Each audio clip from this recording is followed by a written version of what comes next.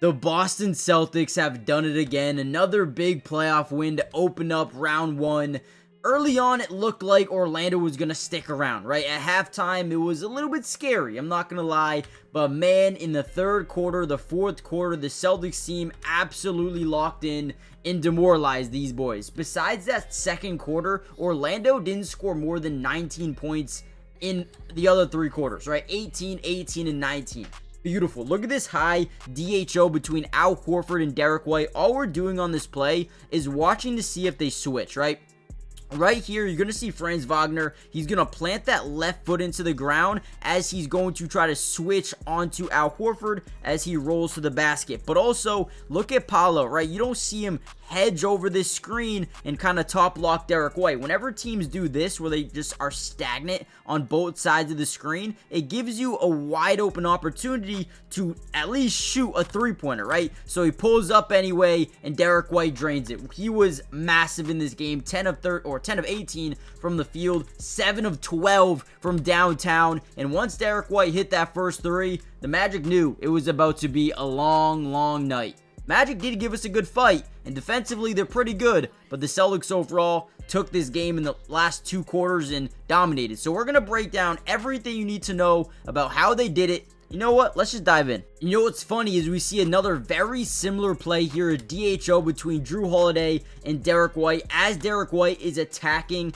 the outside shoulder, we want to hand this ball off to Derek White as he crosses this. Nice little DHO action as we hand the ball off. Look at this big mistake here. He gets way too far behind. Now, if this guy doesn't hedge over the screen, once again, they're in the same position where Derek White can stop and pop for an open three, and he drains another one, man. Give a big A.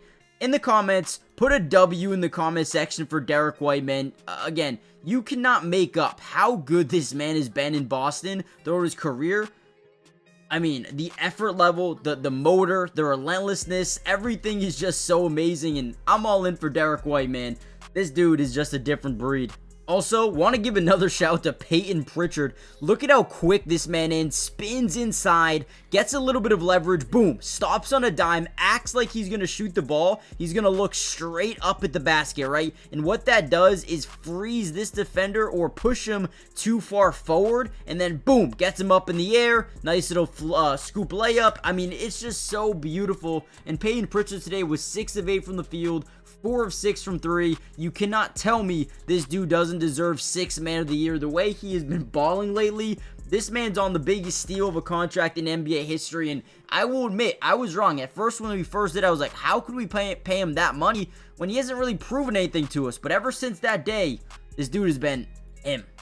Another big-time play here as Cole Anthony gets a little bit of a lane, stops on a dime for a floater, and look at Kristaps block that thing, send it over to Jalen, who tips it over to Al. Now we have this transition offense where we have numbers, right? You got 1, you got 2, and you got 3 over there too, right? So beautiful job in transition, move the ball, and Pritchard stops on a dime once again and drains a 3. Defense leading to offense in this game. The Celtics had 13 steals and 5 blocks. Great job by Porzingis. Defensively today, 4 steals and 1 block by himself. Didn't have the greatest shooting night in the world, but that's okay because you know what? He added to the defensive side of the ball, man.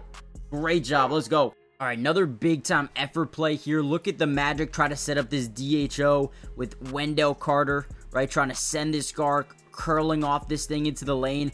Why this is so difficult is because we know Sam Hauser is going to trail him, and then Wendell Carter is going to roll to the basket. So it puts all that pressure onto Al Horford, and watch this because we want to guard that weak side or that strong side lob to the basket. Look at Sam Hauser, only played about 9 minutes tonight, but had this block here, right, late or early fourth quarter, and now we get out into transition. Great hustle by Al Horford, but again, look at this block. Great job here by Sam Hauser, and then boom, sparks a run, sparks an offensive opportunity here for the team. 3-on-2, we kick over to Pritchard, and once again, in transition, he's able to stop and pop for a 3 and drain another one. Now, before we get any further into this Celtics video, the Celtics film analysis, do me a quick favor, hit the like button. If we get over, let's say 500 likes on this video, video, we will break down every single playoff game this season for the Celtics.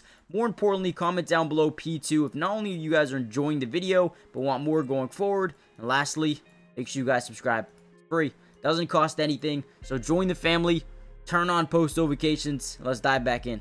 Here was another momentum play. Tatum gets his second chance opportunity. We're going to find Jalen, and because he's such a good shooter, you'll recognize all of these players are overcommitting to running him off that three-point line. But then what that does is allow us to either drive and spray out to the corners for an open three, or if they don't rotate well, like you see right here, Gary Harris, he doesn't rotate at all. Normally, teams will always rotate off that weak side corner, but since Jrue Holiday's here, he's like, I cannot rotate, because if I do, they're going to get a wide open three. And so Jalen says, all right, I'm going to take a wide open dunk, and you can already start to see the versatility of this Celtics team, the way they spread the floor, open up the paint, and attack it at the same time.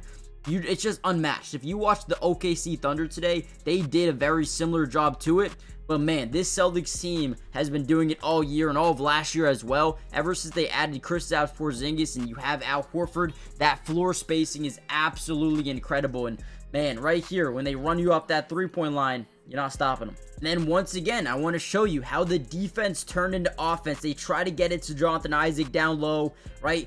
Kristaps gets amazing positioning, gets his hand on there. Payton Pritchard gets it, and once again, you're out in transition. The amount of opportunities we got in transition today was spectacular, and it comes from those 13 steals, those 5 blocks that we were able to establish. They had 15 turnovers in this game. We had 9. Want to get that number down just a little bit here, but look at this. As Jrue acts like he's about to take the shot, he gets 2 defenders to bite up, which leaves that back door completely wide open for Jaylen Brown. We throw it up there.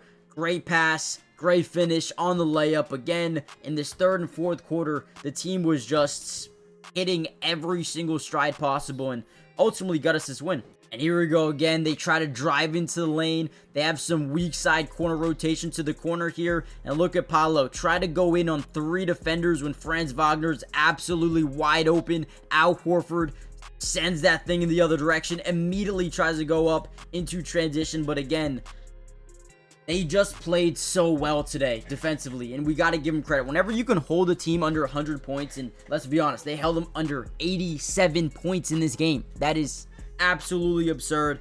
Now, let's be real, right? We only scored 103. We need to score more points than that going forward, and the next game coming up in a few days from now will be a tough one, right? So we got to get back into the lab. We got to get back into how to score more efficiently. Offensively, we shot what? 45% from the field and 43% from the three-point line today, but we need to get more shots, okay? We cannot turn the ball over 9 times, and we need to get more looks, more opportunities. Ultimately, this was a pretty slow game. They only had 81 shot attempts, but I'm looking at, we need to be 115, 120, and that will be good going into the next game. So guys, hit the like button, subscribe, and I'll see you in the next one. Peace.